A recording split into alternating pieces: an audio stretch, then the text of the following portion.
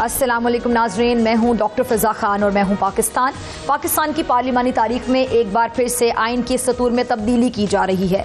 Senate में पेश की गई 27वीं आइनी तरमीम अदलिया के ढांचे, जजों की तकर्री और मुंतकिली और अफवाज पाकिस्तान के कमान स्ट्रक्चर और पार्लिमानी किरदार पर मुश्तमिल है। 27वीं तरमीम का सबसे अहम पहलू वफाकी आइनी अदालत के क़याम से मुतालिक है। ये अदालत आइनी नौयत के मुकदमात सुनेगी और आम अदालतें दीगर मामलात निपटाएंगी। ये तजवीज़ अदालती निज़ाम को मुनज़्ज़म करने के लिए है। 1973 के आइन में जजेस की मुंतकली का इख्तियार सदर को वज़ीर आज़म के मशवरे से हासिल था। बाद 18वीं तरमीम में जज की रजामंदी लाजमी करार पाई, जो अदलिया की खुद मुख्तारी की जमानत समझी गई। अब 27वीं तरमीम के जरिए ये इख्तियार जुडिशल कमीशन और पाकिस्तान को मुंतकिल करने की तजवीज़ दी गई। बज़ाहिर ये शफाफियत की समत कदम है, मगर ये सवाल अभी भी बाकी है कि क्या JCP सियासी असरात से मुकम्मल आज़ाद है।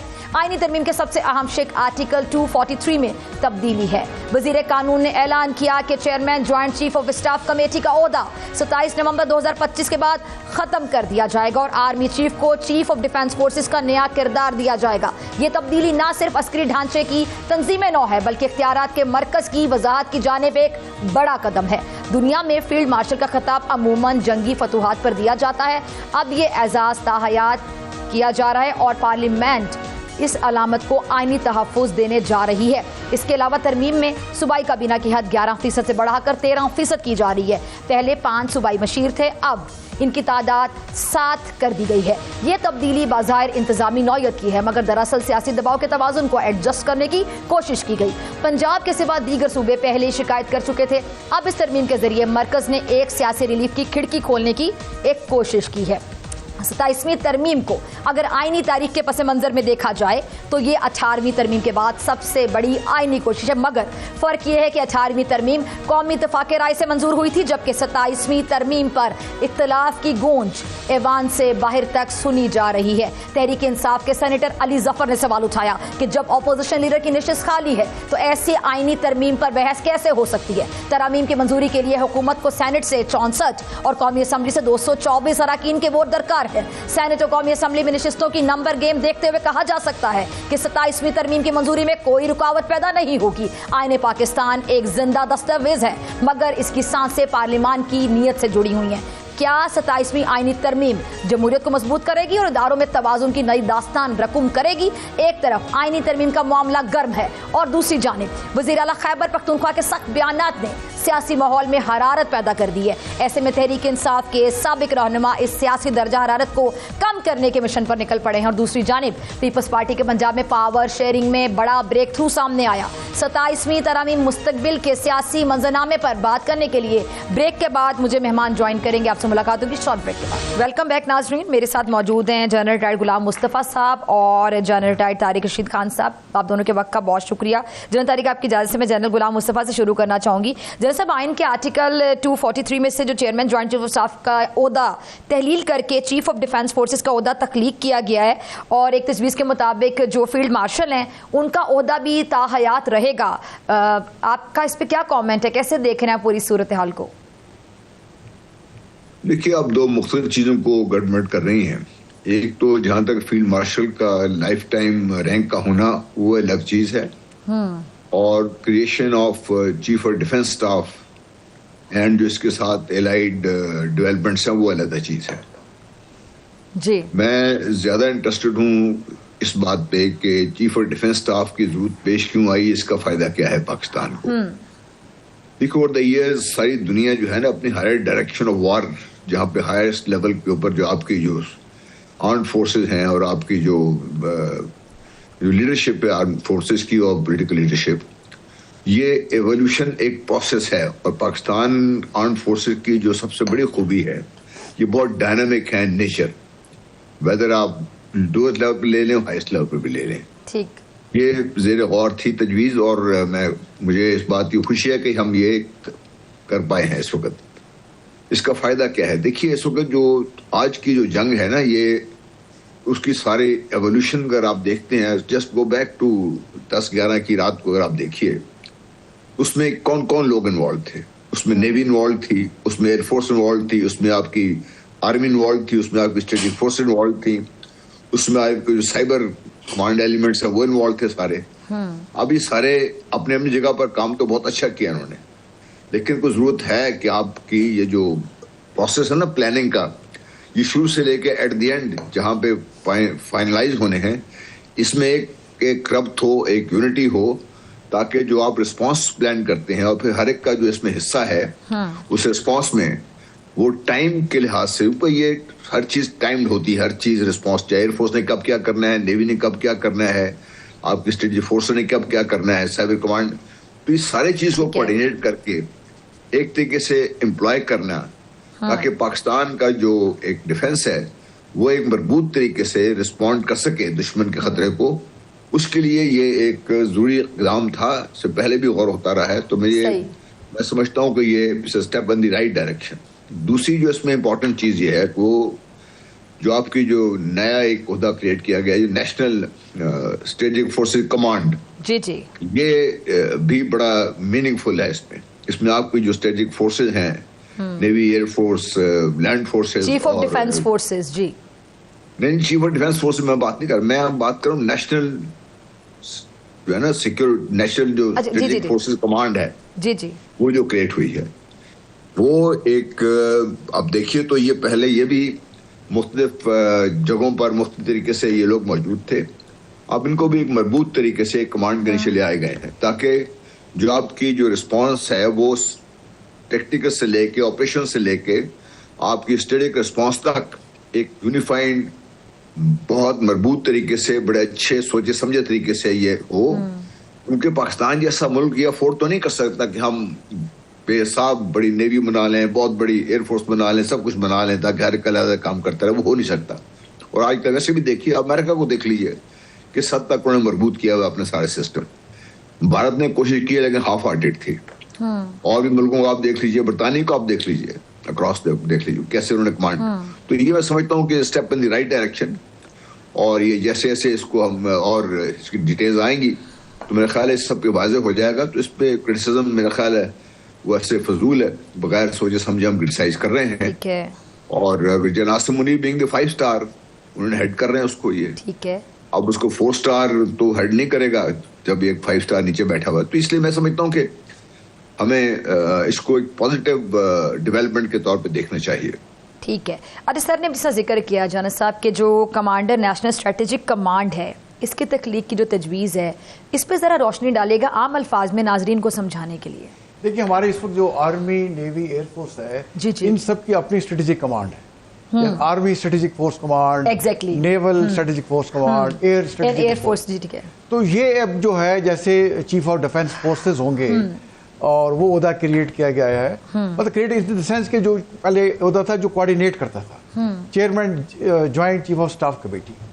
अब ये उसकी जगह पूरी दुनिया में, जैसे जनरल गुलाम मुस्तफा साहब कह रहे थे, अमेरिका की मिसाल लें, चाइना के लिए, रशिया के लिए, फ्रांस के लिए, यूके के लिए, इवन इंडिया आज से 5 साल पहले ये ओहदा क्रिएट कर चुका है। ठीक है। और अभी जो त्रिशूल एक्सरसाइज हो रही है उसमें आर्मी, नेवी, एयरफोर्स के अलावा साइबर उनकी कमांड हिस्सा ले रही है, उसमें उनकी स्पेस कमांड हिस्सा ले रही है, उसमें उनकी लॉजिस्टिक कमांड हिस्सा ले रही है। ठीक है। तो ये इदारे हमारे यहाँ भी कुछ तो क्रिएट हो चुके हैं, कुछ हमने करने हैं ये। बिकॉज देखिए, फ्यूचर जो हमने मार्का हक में जब देखा कि हमारी एयरफोर्स और आर्मी तो एम्प्लॉय हुई, नेवी भी तैयार थी, और उसी की तैयारी की वजह से वो जो उनका विक्रम बैरी बेड़ा अपने बेस से बाहर निकला ही नहीं, तो उसके साथ देखिए साइबर कमांड ने हिस्सा लिया, स्पेस उसके अंदर आ गई, उसमें आर्टिफिशियल इंटेलिजेंस आई, उसमें इंफॉर्मेशन डोमिनेंस आया, उसमें डिप्लोमेसी भी आई। तो इन तमाम चीज़ों को पीस टाइम में कोऑर्डिनेट करना, इनमें ज्वाइंटनेस लाना, इनको ट्रेन करना, और फ्यूचर किसी भी कॉन्फ्लिक्ट के लिए तैयारी हालत में रहना। सही। तो हमारा देखिए, जो हमारे पाकिस्तान का है 3,500 से ज्यादा किलोमीटर का बॉर्डर है इंडिया के साथ, 2,500 किलोमीटर से ज्यादा अफगानिस्तान के साथ। हमारी जो प्री डोमिनेंट स्ट्रेटेजी सी कहते हैं वो लैंड स्ट्रेटेजी है। ठीक है। बाकी जो सर्विसेज होती हैं एयरफोर्स की और नेवी की, वो लैंड स्ट्रेटेजी को सपोर्ट करती है।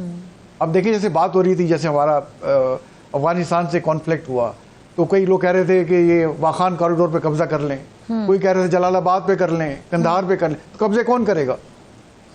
वो आपकी लैंड फोर्सेस करेंगी।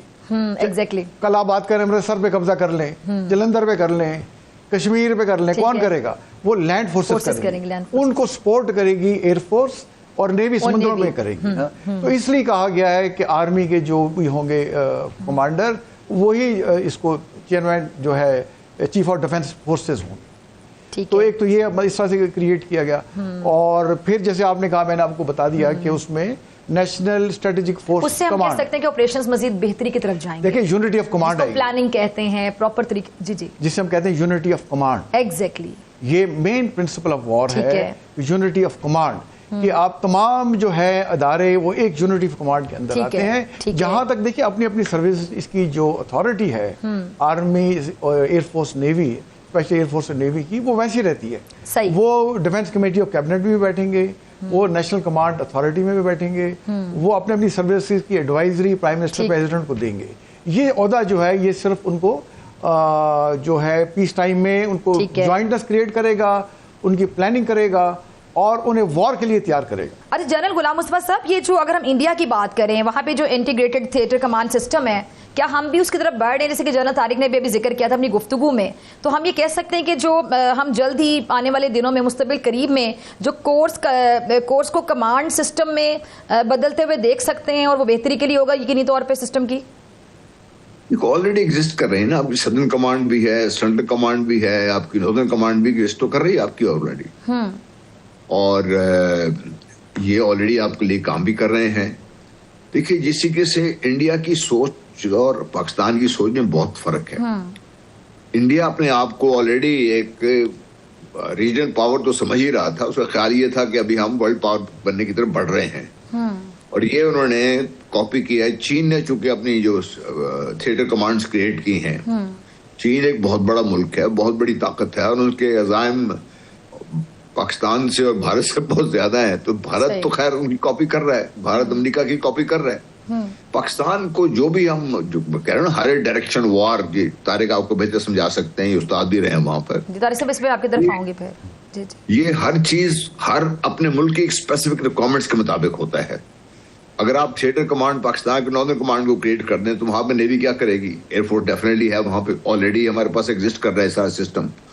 इसलिए पाकिस्तान को शायद इसकी अभी जरूरत नहीं है, लेकिन जहां तक कमांड्स का ताल्लुक है, पाकिस्तान की ऑलरेडी कमांड एग्जिस्ट कर रही हैं। और ये जो नेसेसरी कोऑर्डिनेशन है सदर्न कमांड की नेवी के साथ, एयरफोर्स के साथ है, जो नदर्न कमांड है उसकी एयरफोर्स के साथ है बाकायदा, तो ये एग्जिस्ट कर रही है और ये काम भी कर रही है। तो इसलिए मेरा ख्याल है कि इस तरफ अभी शायद नहीं जाया जाएगा और भी शायद जरूरत भी ना हो। लेकिन भारत की कॉपी हमें करने की बिल्कुल जरूरत नहीं है। भारत के पागलपन के पीछे हम नहीं भाग सकते। अभी हाल ही में उनको नकोचने चुभवाए और पूरी दुनिया में हमें माशाल्लाह इतनी तारीफ सुनने को मिली, पूरी दुनिया हमारी मोतरफ है, जिनमें डोनाल्ड ट्रंप साहब शामिल है, अमेरिका के सदर। वही तो सबसे ज्यादा हमारे मद्दा है, वही एग्जैक्टली। हाँ, वो खतरा भी मुझे, बल्कि भारत को हमसे सीखने की जरूरत है। जी जी। तारिक साहब, जनरल साहब, अभी जनरल साहब कह रहे थे कि तारिक साहब चूंकि पढ़ाते भी रहे तो जरा इस पे ज्यादा रोशनी डालेंगे, डिटेल में जरा बताइएगा। जी देखिए, जहां तक इंडिया का तल्लुक है जी, उन्होंने ऑलरेडी, जैसे हमने एक सेंट्रल कमांड बनाई हुई है, एक हमारी सदर्न कमांड है, और इंडिया ने ये कमांडें हमसे पहले बना ली थी। उन्होंने नदर्न कमांड बनाई है, वेस्टर्न कमांड है, उनकी भी सदर्न कमांड है, उनकी ईस्टर्न कमांड है, और वेस्टर्न कमांड तो मैंने पहले ही जिक्र कर दिया। अब वो बात कर रहे हैं नदर्न थिएटर कमांड की और दूसरी वेस्टर्न थिएटर कमांड, सही, और मैरीटाइम जो है थिएटर कमांड। ठीक है। तो मैं इत्तेफाक करता हूँ जनरल गुलाम मुस्तफा साहब से कि देखिए, हमने मक्खी पे मक्खी नहीं मारनी। ठीक है। अब अगर हमारे सिचुएशन स्टेबलाइज नहीं होती वेस्टर्न बॉर्डर पे, तो हम एक वेस्टर्न कमांड भी बना सकते हैं। ठीक है। तो ये चीजें देखिए इवॉल्व होती रहती हैं। अब ये पौधा जो क्रिएट किया गया है चीफ ऑफ डिफेंस फोर्सेस, उसका यही काम है कि थ्रेट को इवेल्युएट करें, एनवायरनमेंट को उसको कंक्लूड करें और उसके मुताबिक चीजों को जो है उसके मुताबिक अप्रोप्रिएट मेजर्स लेते रहें। तो ये बड़ा एक खुशाइंद बात है कि चीफ ऑफ डिफेंस फोर्सेस का, बिकॉज हम अब इन सिंक हो गया दुनिया जो बड़े ममालिक कर रहे थे। ठीक है। और इससे हमारी जो कॉम्बैट वर्दीनेस है वो बढ़ेगी। ठीक है। जनरल साहब, आपका last comment, general Ghulam Mustafa साहब। देखिए, हमारे यहाँ एक तो बदकिस्मती से रिवाज ये है कि हम हर चीज को एक मनफी नजर से देखते हैं। हमें ये नहीं समझ आती कि भाई अगर कोई काम कर रहे हैं, ठीक है, इसमें अगर आपको कोई समझ आती है कि यहाँ पे कहीं ना कहीं इसको और तरीके से बेहतर किया जा सकता था, वो तो बात समझ आती है, वो हम भी करते हैं, सब भी करते हैं, तारिक भी करते हैं। अगर बेहतरी के लिए आप कोई तजावीज देंगे तो जो कंसर्न लोग हैं वो सुनते भी हैं और उनको इतनी समझ है कि भाई ये कौन सी चीज किस कहाँ पे कैसे फिट बैठती है। तो इसलिए एक तो खामखा हम जो जूते लेके पड़ जाते हैं हरे के पीछे, ये मेरा ख्याल ये बहुत गलत रवैया है, जिससे हमें एक बड़ी मनफी सोच एट द नेशनल लेवल हम डेवलप करते जा रहे हैं। इससे मुझे बाहर निकलने की बेइंतहा जरूरत है हमें, और हमें चीजों को इन द राइट लाइट देखने की जरूरत है कि भाई क्या हो रहा है, क्यों हो रहा है ये। ठीक है, बाकी सियासी मुखालफतें अपनी जगह पे करते रहे आप लोग, हमें उससे कोई ज्यादा गर्ज नहीं है, ना ही कोई इतना बड़ा मसला है, वो होते रहेंगी। ठीक है, that is the mess what democracy is all about. But जहां तक ताल्लुक है कि आपकी ये टेक्निकल चीजें हैं, ये हर आदमी के बस की बात नहीं कि ये समझे क्यों किया जा रहा है ये। इसलिए हर चीज पे आप शुरू हो जाए लठ लेके, मेरा ख्याल ये गलत रवैया है। ठीक है, तारिक साहब का लास्ट कमेंट जान। देखिए, मेरा कमेंट ये है कि जो 27th अमेंडमेंट की जो टेबल हुई है, इसकी 48 क्लासेस है। ठीक है, और ये बात हम जो कर रहे हैं इसमें CDF वगैरह की, ये उसकी 44th क्लॉज है। ठीक है, इससे पहले 43 क्लॉसेज है। ठीक है, और 45th भी है, 46 भी है, 47 भी है, 48 भी है। उसके बारे में हम बात नहीं कर रहे। ठीक है भाई, वो बात कर रहे हैं मुल्क में यकसा निज़ाम तालीम लाने की, यकसा निज़ाम सेहत लाने की, वो यकसा एग्रीकल्चर पॉलिसी की बात कर रहे हैं। ठीक है, वो सेंसस की बात कर रहे हैं। लेकिन सबका फोकस एक पॉइंट, तो फोकस एक पॉइंट पे आया है, जो वक्त के पर लेकिन जो चूरन बिकता है। अब मुझे जरा साहब आपकी तरफ भी आना पड़ेगा, इन्होंने हम टॉपिक छेड़ दिया, उन्होंने कहा फोकस सबका एक ही पॉइंट पर, एक ही क्लॉज। हाँ, तो ये देखें, ये हमें इसका एहसास होना होगा, अपने अवाम को बताना होगा कि जो लोग इस तरह से अंडरमाइन करते हैं सिक्योरिटी के इदारों को, वो उनके बकावे में मत आए। इस वक्त जो पाकिस्तान की मिलिट्री जो और सियासी क़यादत है वो बड़ी क्लियर है कि हमने फैसले करने हैं पाकिस्तान के मफाद के। ठीक है, और उसके अलावा हमारी कोई इंटरेस्ट नहीं है। तो बिल्कुल ये पाकिस्तान के मफाद में फैसला किया गया है, इससे पाकिस्तान इंशाल्लाह मजबूत से मजबूत तर होगा। ठीक है, जनरल तारिक ने बाकायदा तवज्जो यहाँ पे मबजूल करवा दी है कि एक ही क्लॉज की तरफ सबका ध्यान क्यों, ये तवज्जो क्यों मबजूल हुई इस साइड पे। जी, वही तो मैं अर्ज कर रहा था ना कि अभी खाम खाप लट लेके पीछे पड़ गए हैं। बाकी जहां तक तारिक अभी जिक्र कर रहे थे, वो मेरे ख्याल बहुत अहम डेवलपमेंट्स हैं। आपके निज़ाम तालीम का हमने बेड़ा गर्क करके रख दिया हुआ है जब से ये 18वीं तरमीम के बाद से हमने। अब एग्रीकल्चर पॉलिसी अगर आप है आपके मुल्क में, आप बताइए मुझे तो नहीं कभी नजर आई कभी यहाँ पे। इसलिए मैं समझता हूँ कि हमें हर चीज पे लट लेके पढ़ने की जरूरत नहीं है, नंबर 1। नंबर 2, जहां तक भी आपके आर्म फोर्सेस का ताल्लुक है, ये बाहर से आई है आपके कहीं, ये पाकिस्तान से ही है ना। मेरे भाई बच्चे, मतलब मेरे बेटे, मेरे मतलब नेफ्यूज ये फौज में है ना। हम सब के कोई ना कोई, हर तीसरा चौथा बंदा फौज से डायरेक्टली इनडायरेक्टली लिंक्ड है। तो इसलिए आप जब ये खामखा फौज पे चढ़ दौड़ते हैं तो आप ये ख्याल नहीं कर रहे कि आप इतने ज्यादा लोगों की दिल आजारी कर रहे हैं आप लोग। अगर आपको कोई गिला है तो गिला दूर करने के लिए एक प्रॉपर मैकेनिज्म मौजूद है मुल्क में, उसके तरीके से आप उससे बात करें, आप उससे। फौज पाकिस्तान आपकी है ना। अभी जब भारत ने स्ट्राइक की थी तो किधर भागे थे सारे लोग, और फिर किन लोगों ने मतलब आपके लिए खड़े होकर, आज भी मेरे बच्चे अपनी जाने को कुर्बानियां दे रहे हैं। हम अब देखते हैं मेरे बेटे आज भी जानों की कुर्बानियां दे रहे हैं। उन्होंने कभी ये नहीं पूछा कि हम और जनरल साहब मैं यहाँ ये मेंशन करना चाहूंगी कि जो शोहदा के लवाहिकीन हैं, उनके घर वाले हैं, उनके पेरेंट्स, उनके सिबलिंग्स, स्पाउसेस, बच्चे, वो उनकी बड़ी दिलआजारी होती है। आपका जारी बात है बहुत मिलना मलाना होगा, हम भी जब उस तरह के लोगों से मिलते हैं कि जिनका एहसान है हम सब पे, पूरी कौम पे, कि जो जान से बड़ी क्या चीज होती है ना, जान है तो जहान है। जानों के नजराने पेश कर दिए अपने बेटों के, अपने घर के जो वाहिद कफील होते हैं। और आप ये देखें कि उसके बाद उन लोगों की जो दिलआजारी होती है, हमें सोचना चाहिए बतौर कौम। देखिए, आप मुझे ये बताइए, आज तक किसी सिंधी सिपाही ने ये आपसे सवाल किया है कि मुझे आप जाके कश्मीर में क्यों लड़ा रहे हैं? वो कश्मीर में जान अपनी कुर्बान कर देता है, सिर्फ पाकिस्तान के लिए करता है। और अगर कश्मीरी आके कहीं सिंध में अपनी जान की नजराना पेश करते, जी, कोई आपको सुबाइयत का, लसानियत का, किसी भी किस्म का उनसर वहां पे नजर नहीं आएगा। जी सर, सबकी पहचान एक पाकिस्तान। देखें, सबकी पहचान पाकिस्तान, पाकिस्तान का मतलब क्या, ला इलाहा इल्लल्लाह। और देखिए पाकिस्तानी अफवाज का मोटो क्या है, ईमान तकवा जहाद फी सबिलिल्लाह। ठीक है। ईमान के वो जज्बे से सरशार हैं बेशक। और वो कोई भी काम करते हैं, चाहे अपनी सरहदों की, नजरियाती सरहदों की या जुग्राफी सरहदों की हिफाजत जो करते हैं, वो इस जज्बे से करते हैं कि अगर अल्लाह के रास्ते में ये जान चली गई तो शहीद, और अल्लाह ने कामयाबी से वापस लौटा दिया तो गाजी। या हम शहीद हो सकते हैं, गाजी हो सकते हैं, दरमियान में कुछ नहीं। देखें, हमारे 1947 से लेके 2025 तक हमारी अफवाज के बहादुर बच्चे और हमारे भाई जाने कुर्बान कर रहे हैं, बिल्कुल खून के नजराने पेश कर रहे हैं। तो हमारे और फौज में कौन है? अवाम है। देखिए, अवाम से हम फौज आई है ना, और फौज अवाम से, अवाम फौज से है। तो देखिए, ये हमारा यक जानिब दो कालिब का हिस्सा है और इंशाल्लाह आप देखेंगे कि अवाम फौज के साथ खड़े हुए। ठीक जी। और इंशाल्लाह पाकिस्तान की अफवाज के होते हुए, पाकिस्तानी अवाम की सपोर्ट से दुश्मन हम पे भी गलत नजरों से देख ही नहीं सकता। हम वो आंखें निकाल देंगे, वो हाथ तोड़ देंगे। बिल्कुल। जनरल साहब, आपकी आवाज कट गई थी, आप अपनी बात मुकम्मल कर लीजिएगा, फिर मुझे आपका शुक्रिया अदा करें। मैं ये आपसे ही बात करना चाहता हूँ, जब गोली चलती है या बम फटता है ना, वो ये नहीं देखता जी कि पीटीआई का है, नून लीग है, पीस पार्टी का है, सिंधी है। क्या गहरी बात कर रहे हैं आप, एग्जैक्टली।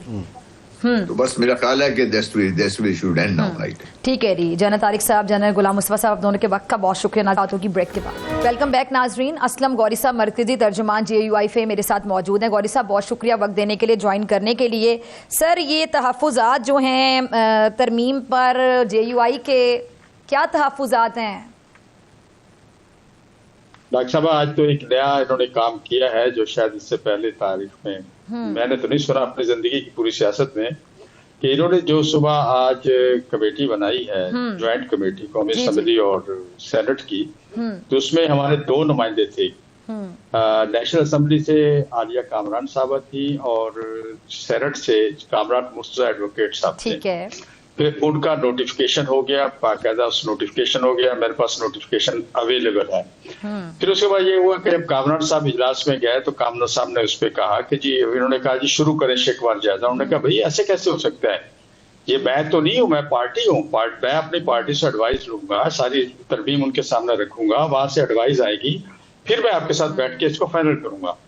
अब ये माने नहीं वहां पर, जब नहीं माने तो उन्होंने बाइकाट कर दिया। जब वो बाइकाट करके बाहर आ गए तो उन्होंने एक नया नोटिफिकेशन निकाला और उस नोटिफिकेशन में कामरान साहब का नाम नहीं है। मेरे पास दोनों नोटिफिकेशन मौजूद है। पता नहीं इनको क्या जल्दी क्या है, किस परेशानी में है, क्या इनको खौफ मुसल्लत है। तो हालांकि ये कहते हैं हमने फिगर भी पूरे कर लिए हैं, नंबर भी इनके पास पूरे हैं, तो फिर जब सब कुछ इनके पास पूरा है तो खौफजदा क्यों है। और अब जितना जैसे टाइम गुजर रहा है, लोगों के ट्वीट आने शुरू हो गए हैं। अब तो अजीबोगरीब एक ट्वीट है, बड़ा साफी है, बड़े नामवर साफी है, सुप्रीम कोर्ट को देखते हैं। मतीउल्लाह जान साहब का जिक्र कर रहे हैं आप शायद। मैं अब्दुल करीम सदीकी का जिक्र कर रहा हूँ। मतीउल्लाह जान साहब ने भी ट्वीट किया। जी जी जी जी जी। उन्होंने कहा है कि जी सदर और वजीर आजम के खिलाफ कोई मुकदमा नहीं होगा और आइंदा वो जितना मर्जी खा पी के घर चले जाए, आप 17,000 तो उनमें कोई केस नहीं कर सकते। अच्छा, फिर एक उसमें लतीफा बताऊं कि सदर साहब तो पिछले तमाम सदूर उसमें शामिल हो गए, लेकिन वजीर आजम इमरान नहीं होगा, उससे आज के वजीर आजम से काम शुरू होगा। क्या तमाशा है, ये क्या हो रहा है इस मुल्क के साथ। आइन ना हुआ, मोम की नाक हो गई, जिसका दिल चाहते हैं इस नाक को मरोड़ लेते हैं। नहीं तो अगर ये चीज वजीर आजम इमरान खान साहब जो थे तब ex prime minister, former prime minister, अगर उनका नाम भी शामिल कर दिया जाता तो फिर आपको इतराज ना होता? नहीं, एतराज की बात नहीं है, तो है तो ज्यादती वाली बात ना, या तो फिर उनको भी लेते हैं। आप कह रहे कि बैलेंस नहीं है। एग्जैक्टली बैलेंस नहीं है और ये ज्यादती है। दूसरी सबसे बड़ी बात ये है कि हमने 6 हफ्ते तक peoples party, JUI, Tehreek Insaf और इसी तरह खुद हुक्मरान पार्टी, तारड़ साहब और दीगर नकवी साहब, हम सबने मीटिंगें की। उन मीटिंगों का मैं हिस्सा रहा हूँ और सब मीटिंगों के बाद जो हमने 26वीं तरमीम में क्लासेस हमने छोड़ी थी और जिनको अंडू किया, वो अब क्लासेस इस नई शक्ल में आ गई। तो क्या आपने कल जो क्या करने जा रहे हैं, कल तक तो हम इसमें परेशान थे कि हमें आइन का मसवदा क्यों नहीं दे रहे, ड्राफ्ट क्यों नहीं आ रहा। लेकिन आज जब ड्राफ्ट आया तो हमें ये एहसास हुआ कि ये किस मुंह से हमसे आके कहते हैं कि ये इसका ड्राफ्ट है और इसको ये करना है, क्योंकि कल तो इन्होंने हमारे साथ मिलकर इसको अंडू किया है। तो आज मुझे उनकी मजबूरी महसूस हुई जब जिस वक्त ये उन्होंने पेश किया तरमीम। तो मैं समझता हूँ इस तरह ना करें, मुल्क के साथ मजाक ना करें। तरमीमें होती आई हैं। इससे कबल देखो इस तरह की अगर मुतनाज़ा तरमीम थी, आपको याद होगा 16वीं तरमीम थी जिसमें हमारे ऊपर इल्जाम पे आता है, लेकिन हमने 18वीं तरमीम में उसको खत्म किया। ऐसा ना हो कि ये मुतनाज़ा तरमीम आगे जाके खत्म करनी पड़े। अच्छा गौरी साहब, ठीक है, कायरा साहब भी हमारे साथ मौजूद हैं। कायरा साहब, असलम गौरी साहब बात कर रहे थे, आप यकीनन सुन रहे होंगे, बहुत शुक्रिया ज्वाइन करने के लिए। तो कायरा साहब, ये क्या मामला है कि जो अब तरामीम है, क्या हर बार मुतनाज़ तरीके से होंगी? और अगर मुतनाज़ तरीके से होंगी, बाद में बहस छिड़ती है कि 11th आवर पे बताया गया, कई बार 11th आवर पे भी नहीं बताया गया। बिलावल साहब की ट्वीट भी सबकी नज़रों से गुजरी, अब ये JOE का मौके भी आपके सामने है। तो ये क्या पार्लिमानी रवायत के मुताबिक है? क्योंकि आप तो बड़े सीनियर, बड़े सीजन पॉलिटिशियन हैं।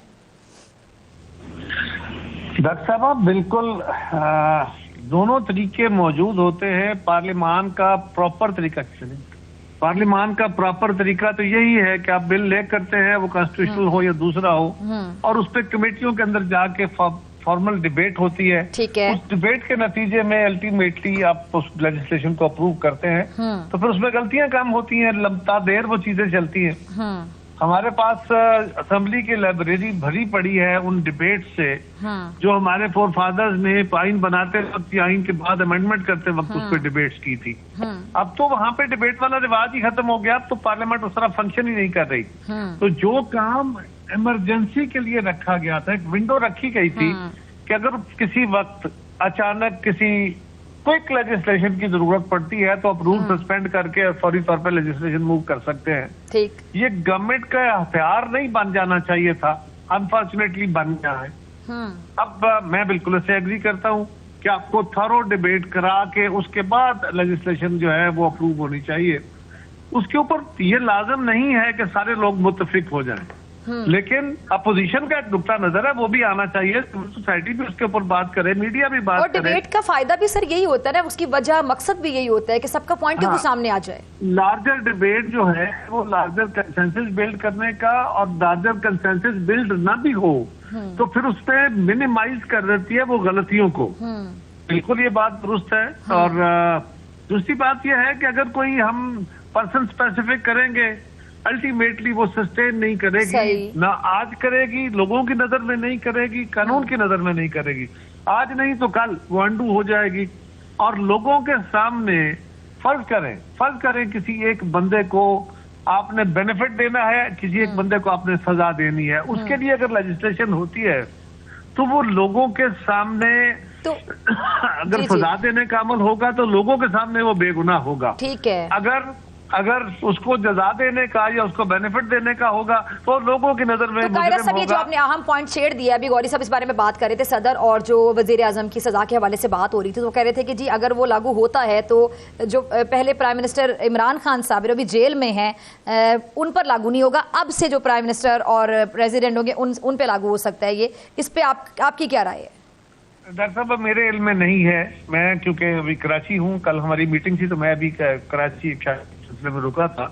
सो जो लेजिस्लेशन मूव हुई है मेरे इल्म में नहीं है प्रॉपर। अच्छा सर, इसमें अभी ठीक है अच्छा उनके इल्म में होगी, लेकिन मैं सिर्फ ये कहूंगा, हाँ, अगर आप ऐसा कोई भी अगर ऐसी चीज होती है तो वो सस्टेन नहीं करेगी, लोगों की नजर में वो गैर मोतबर होगी। और सबसे बड़ा नुकसान, इससे बड़ा नुकसान क्या होगा? इससे बड़ा नुकसान ये होगा कि लोगों की नजर में ये प्रोसेस और वो इदारा जिसको हम पार्लियामेंट कहते हैं वो गैर मोतबर हो जाएगा। ठीक है सर, अभी किसी हद तक हुआ है? वैसे बहुत हो चुका। आप कह रहे हैं हो जाएगा, तो मैंने कहा ये हो जाएगा या किसी हद तक हो भी रहा है? हो जाएगा और हो जाएगा ना, मुझे ये कहना चाहिए था और हो जाएगा। बहुत हो चुका, इसमें कोई शक नहीं है। पार्लियामान का जो वकार था वो नहीं है आज। अच्छा, ये मैं आप दोनों से मैं इस तरह बाकियों का आलम है। ठीक है। अच्छा, ये अभी मतीउल्लाह जान साहब सीनियर कोर्ट रिपोर्टर हैं, उन्होंने ट्वीट की हुई है कमर जमान कायरा साहब, उन्होंने कहा कि पीपल्स पार्टी ने नून लीग को आईनी तरमीम का ड्राफ्ट मीडिया से शेयर करने से रोक दिया है। आजम नजीर तारे साहब ने ड्राफ्ट मीडिया को देना चाहा तो पीपल्स पार्टी की रहनुमा, और साथ उन्होंने लिखा है कि साबिक सहाफी यानी जर्नलिस्ट भी हैं, जर्नलिस्ट भी रही हैं शहरी रहमान साहिबा, किसी तारीफ की मोहताज नहीं, उन्होंने ऐसा करने से रोक दिया। क्या कहेंगे आप? देखिए, सवाल ये है कि हमारे जो साथी है ना, ये बाज़ औक़ात रिपोर्ट करते हुए भी दुरुस्त रिपोर्टिंग नहीं करते। मतलब मतीउल्लाह जान के बारे में कह रहा है। जी मैं बताता हूँ जी। हुआ ये कि अभी ले नहीं हुआ था हमारे यहाँ, तो वैसे ये रिवाज बन गया है ना कि हम बजट ले नहीं होता और हम बजट की कापियां लेते हैं, और सारे चैनल बाकायदा, ये कोई सीक्रेट डॉक्यूमेंट है, गवर्नमेंट उसको ओपन नहीं कर रही, लेकिन इस रेस में होते हैं कि हमने पहल करके वो पहली कॉपी ले ली, हालांकि वो इलीगल होता है, और उस इलीगैलिटी का ऐलान कर रहे होते हैं। यहाँ भी यही हुआ है कि अभी वो बिल ले नहीं हुआ, और उन्हें कहा गया तो शहरी ने उन्हें कहा होगा, हमें नहीं पता, उन्हें कहा होगा कि जी अभी ना दें, वो अभी नहीं दी तो 5वें मिनट बाद तो वो बिल ले हो गया सेनेट में। तो जो ले हो गया फिर कौन सा सीक्रेट रह गया? ले होने से पहले वो जो चीज एक डॉक्यूमेंट है, क्यों ये साथियों की ख्वाहिश है कि जी पहले हमें मिले, क्यों मिले? वो पहले ले क्यों ना हो?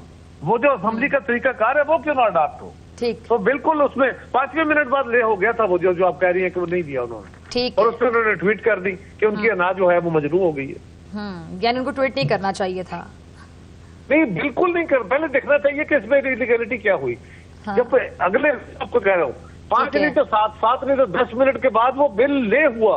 हाँ। इसका मतलब क्या है? इसका मतलब ठीक ये है। है कि रोका चलिए। नहीं, उसने कहा, मुझे नहीं पता शहरी ने क्या कहा, लेकिन है। मैं आपको गारंटी से कह सकता हूँ असेस करके कि उसने कहा होगा कि अभी ना दें, ये ले करने है। लगे, ले करने के बाद। ठीक है। अच्छा, आपकी इजाजत जरा कायरा साहब, गौरी साहब, आप अभी जो सदर और वजीर आजम वाला पॉइंट रेज कर रहे थे, मैं चाह रही हूँ जरा आप दोबारा रेज करें, फिर मैं कायरा साहब का कमेंट लेती हूँ। ये अब्दुल कयूम सदीकी साहब ने ट्वीट किया है अभी थोड़ी देर पहले। उस ट्वीट में मैंने खुद पढ़ा है उनके अकाउंट से, तो उन्होंने उसमें कहा है कि सदर पाकिस्तान और वजीर आजम को उनके जितने भी मुकदमात उन पे होंगे या जो भी उन पे इल्जामात होंगे वो आइंदा उनको उससे उन पे मुकदमात नहीं किए जा सकेंगे और उनको तमाम इल्जामात से बरी समझा जाएगा। अच्छा, लेकिन उन्होंने ये भी साथ लिखा है कि सदर पाकिस्तान के लिए तो ये है कि जो पहले जितने भी सदूर रहे वो उसके अंदर शामिल होंगे, लेकिन वजीर आजम के लिए ये है कि इस वजीर आजम से आगे सिलसिला चलेगा। तो इस तरह की चीजें जो मार्केट में आ रही हैं, अभी हमारा तो खैर इस वक्त कामरान मुर्तजा साहब की सरबराही में इजलास बैठा हुआ है और देख रहा है, लीगल बेल देख रहे हैं, लीगल सेल। लेकिन ये इस तरह की चीजें जो अगर आ रही है तो ये तो जैसे कायरा साहब जैसे इंतहाई ज़हीन आदमी पूरी जिंदगी इन लोगों ने लॉ एंड जस्टिस के लिए गुजारी है, अगर इस तरह की चीजें आएंगी तो फिर मजाक बन जाएगा। हमारी जमहूरियत तो पहले ही लोग हम पे उंगलियां उठा रहे हैं, हमारे तरीका इंतखाब पे उंगलियां उठा रहे हैं, हर चीज पे दुनिया में उंगलियां उठ रही हैं और ये तो फिर और मजाक बन जाएगा।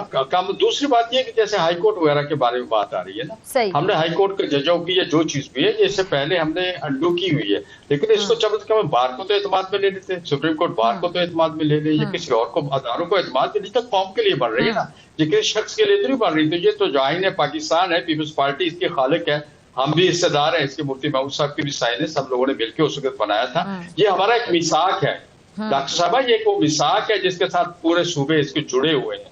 अगर हम इस मिसाक को हम मुतनाज़ा करेंगे तो हम तो मुल्क के साथ नुकसान करने जा रहे हैं। जी कायरा साहब, आपका कमेंट इस पर?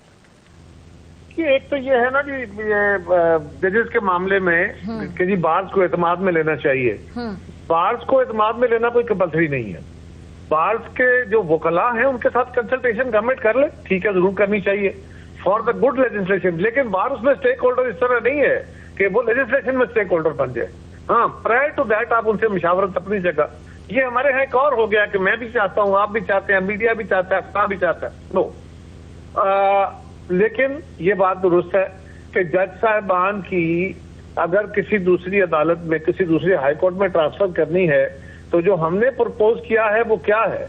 हमने कहा है कि जुडिशियल कमीशन, ठीक है, अगर किसी जगह जरूरत है और जज को आपने ट्रांसफर करना है तो वो जज साहब जो हैं जुडिशियल कमीशन ये काम करे, ये सदर ना करे, वजीर आजम ना करे, चीफ जस्टिस ना करे, बल्कि जुडिशियल कमीशन करे। और जुडिशियल कमीशन में भी जिस हाई कोर्ट से वो जज साहब जा रहे होंगे और जहां जा रहे होंगे दोनों जजेस, दोनों चीफ जस्टिस मौजूद हो, और फिर उस जज को अगर उसका डिसएग्रीमेंट है जाने से तो फिर उसको ये इस्तेकाक हो कि वो आके अपना नुक्ता जुडिशियल काउंसिल में आके प्रेजेंट कर सके। हमने तो उसको ट्रांसपेरेंट करने की हत्तुल इम्कान कोशिश की है ताकि ये जुडिशियसली हो सके। इससे पहले ये काम सदर पाकिस्तान को आइन के अंदर मौजूद है। अगर आप ये चाहते हैं कि वही टिका रहे तो टिका रहे, लेकिन उसका नुकसान होगा। अच्छा, मुझे समझ ही नहीं आ रही कायरा साहब कि पीपल्स पार्टी तो अहम इत्तेहादी है हुकूमत की, तो आप लोगों को ऑन बोर्ड क्यों नहीं लिया जाता? हर मामले पे पीपल्स पार्टी कहती है कि हमें तो बताया नहीं गया, हमसे मुशावरत नहीं की गई, इसकी क्या वजह है? हमसे मुशावरत की गई है तो डॉक्टर साहब देखिए, जो है ना एब्सोल्यूट सेटिस्फेक्शन, वो तो शायद कहीं भी मुमकिन नहीं है, हमारे जैसे मुल्कों में तो मुमकिन है ही नहीं कि लोग मुतमईन हो जाए, ये नहीं होता। लेकिन एक चीज गौर कीजिए, ये लेजिस्लेशन मूव हुई, हमारे दौर में लेजिस्लेशन हुई थी 18वीं तरमीम, ठीक है, 9 महीने डिबेट हुई थी और हमने सबको सपोर्ट किया था। अभी भी हमारी पार्टी वो वाहिद जमात है जिस दिन ये चीजें हमारे सामने आई उस दिन चेयरमैन साहब ने नंबर 1 उन्होंने फौरी तौर पे इसको ट्वीट करके सारे पाकिस्तान से शेयर किया कि ये एजेंडा आइटम्स हैं। ठीक है। और फिर उन्होंने पार्टी मीटिंग रखी और 2 दिन घंटों पे मुश्तमिल सेशन हुए। हर मेंबर से बाकायदा एक एक पॉइंट पे उन्होंने उसका पोजीशन ली और फिर क्रॉस क्वेश्चन किए।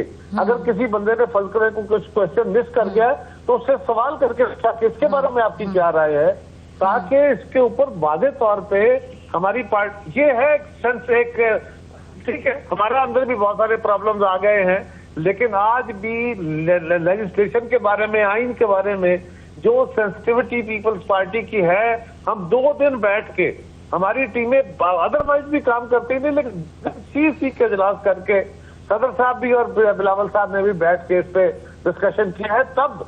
और उस पे भी अगर कभी हम वो आपको दिखा सके कि वहां हमारी डिबेट का क्वालिटी क्या होती है, लीडरशिप के साथ डिफरेंसेस होते हैं क्योंकि इत्तेफाक राय नहीं हो सका बहुत सारे पॉइंट्स पे, इसलिए कि डाइवर्स ओपिनियन आते हैं। मौलाना साहब को माइनस क्यों समझा जा रहा है? मौलाना साहब तो बड़े अहम एक सियासी खिलाड़ी हैं, तो मौलाना साहब की अब जरूरत ही नहीं है, नंबर गेम पूरी है, इस तरह की बातें आपको लगता है कि एक बड़े सीजन पॉलिटिशियन के हवाले से की जाना? क्योंकि आपको याद होगा पीडीएम इत्तेहाद बना था उसको मौलाना साहब ने ही लीड किया था, अब मौलाना साहब को इस तरह दूध में से बाल की तरह निकाल दिया जाता है, ये डिसरिस्पेक्टफुल नहीं सीनियर सियासतदान के लिए? नहीं, बात यह है, पहली बात मौलाना फजलुर रहमान साहब को माइनस नहीं किया जाएगा, मुझे नहीं। लेकिन सॉरी टू से, सॉरी मैं आपकी बात काट रही हूँ सर कायरा साहब, मैं आपका बड़ा रिगार्ड करती हूँ क्योंकि आप बड़ी हक सच की बात करते हैं हमेशा, लेकिन मौलाना साहब को हर चीज में से माइनस किया जा रहा है ना, ये चल रहा है। देखिए ना, मौलाना इस वक्त अपोजिशन में है ना, अपोजिशन के साथ एक हद तक की मुशावरत होती है, हुकूमत लेजिस्लेशन करने का क्या उस हद तक भी होती है जिस हद तक होनी चाहिए ऑपोजिशन के साथ? मेरा ख्याल है होती रहती है, मौलाना के साथ मुलाकातें रहती हैं, हुकूमती टीम भी मिलती रहती है, प्राइम मिनिस्टर भी पिछले दिनों गए थे, चेयरमैन साहब भी मिले, और ये तो मुशावरती अमल है, ये मौलाना के साथ रहता है। एक है लीगली ये बात तो अपनी जगह किसी अच्छी लगे बुरी लगे, लेकिन ये बात तो दुरुस्त है ना कि आप कंसेंसस बिल्ड करने की कोशिश करते हैं ना, हो तो फिर आप मेजॉरिटी के साथ अपनी लेजिस्लेशन करने का इख्तियार आपको आइन देता है। ठीक है, तो गौरी साहब टेक्निकल फॉल्ट था, आप नहीं सुन पा रहे थे। कायरा साहब से मैं सवाल पूछ रही थी कि मौलाना साहब के साथ मुशावरत की ही नहीं जाती, उनको माइनस कर दिया जाता है, दूध में से बाल की तरह निकाल दिया जाता है। नहीं, मैं पूछ रही थी, मैं बता रही कि मैं पूछ रही थी, तो कायरा साहब ने कहा ऐसा बिल्कुल नहीं है, क्योंकि सारी बातें ऑपोजिशन में है, जिस हद तक मुशावरत की जाती है उनके साथ हमेशा। तो आप अग्री करते हैं कायरा साहब किस बात से कि आप लोगों को ऑन बोर्ड उस तरह लिया जाता है जितना लेना चाहिए? क्योंकि मौलाना फजलुर रहमान साहब का बहरहाल बड़ा किरदार रहा है हमेशा, जब पीडीएम इत्तेहाद बना था उसको भी मौलाना फजलुर रहमान साहब ने लीड किया था, जहां पे मौलाना साहब की जरूरत पड़ती है वो साथ भी होते हैं। आप चले ऑपोजिशन में भी, लेकिन सीनियर सियासतदान है, फिर आप लोग के जो गिले शिकवे वो भी किसी हद तक एड्रेस होने चाहिए। डॉक्टर साहबा एक गुजारिश कर जी कायरा साहब, जी सवाल कर रही थी। जी कायरा साहब, सिर्फ इतना कहना है कि मौलाना फजलुर रहमान साहब इतने ताकतवर सियासतदान हैं, वो माइनस नहीं हो सकते, उनके साथ लाजमी मेरी जमात ने भी कंसल्टेशन की है और करेगी। ठीक है, प्राइम मिनिस्टर साहब भी गए हैं और लोग भी जाके मिलेंगे हमको। जी गौरी साहब, कायरा साहब जो फरमा रहे हैं बिल्कुल अग्री करते हैं। जी मैं समझता हूँ, नहीं, पीपल्स पार्टी और हमारे दरमियान बिल्कुल कंसल्टेशन है, और आपको याद होगा कि पिछली दफा भी जो बिलावल साहब और हमारे दरमियान शुरू हुआ था सिलसिला, बाद में हुकूमत ने एंट्री की थी और फिर पीटीआई बीच में आई, बाद में हमने ही दोनों ने पार्टियों ने शुरू किया था। लेकिन गौरी साहब सॉरी मैं बात काट रही हूँ, सिर्फ पीपल्स पार्टी के साथ आपकी मुशावरत जो हो जाती है, तो पीपल्स पार्टी के साथ नून लीग की खुद मुशावरत नहीं होती। पीपल्स पार्टी तो बाद में खुद नून लीग से गिला कर रही होती, मैंने थादी हो गई थी, हमें ऑन बोर्ड नहीं लिया गया। बिलावल साहब की ट्वीट्स भी आपकी नजरों से गुजरी होंगी, पीपल्स पार्टी के गिले भी सामने है, तो सिर्फ पीपल्स पार्टी का मुशावरत कर लेना काफी, नून लीग का करना जरूरी है?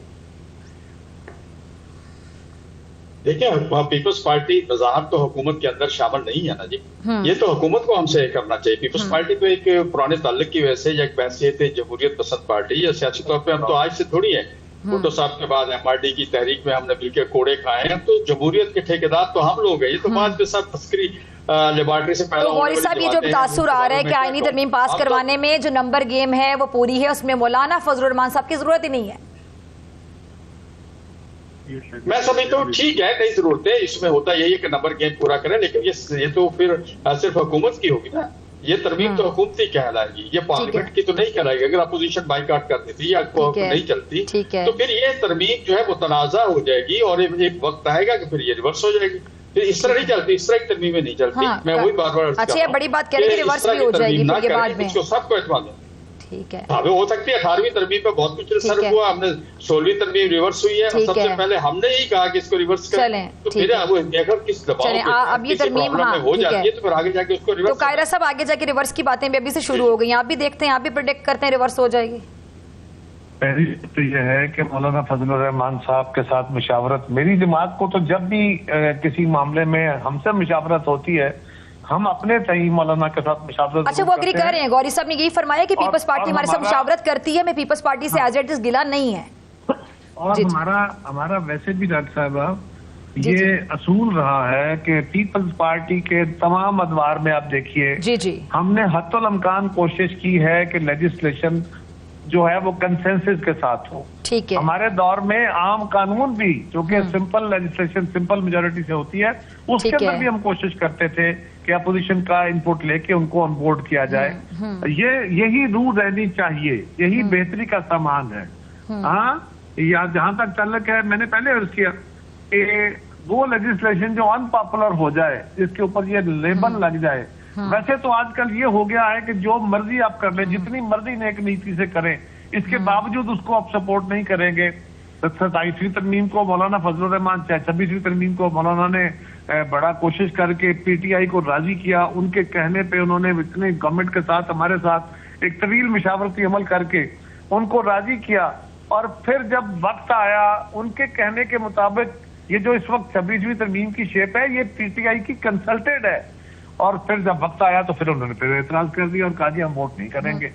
ये भी तो मसाइल होते हैं ना। लेकिन ये बात बहरहाल दुरुस्त है कि अनपॉपुलर जो लेजिस्लेशन होती है वो वक्त के साथ साथ चलती है, लेकिन अल्टीमेटली स्ट्राइक डाउन हो जाती है। ठीक है जी, कायरा साहब और गौरी साहब दोनों के वक्त का बहुत शुक्रिया। इसी के साथ मुझे दीजिए इजाजत, आपसे मुलाकात होगी इंशाल्लाह कल सेम टाइम सेम चैनल। अगर जिंदगी ने वफा की, दुआओं में याद रखिएगा, अपना बहुत ख्याल रखिएगा। अल्लाह के बाद।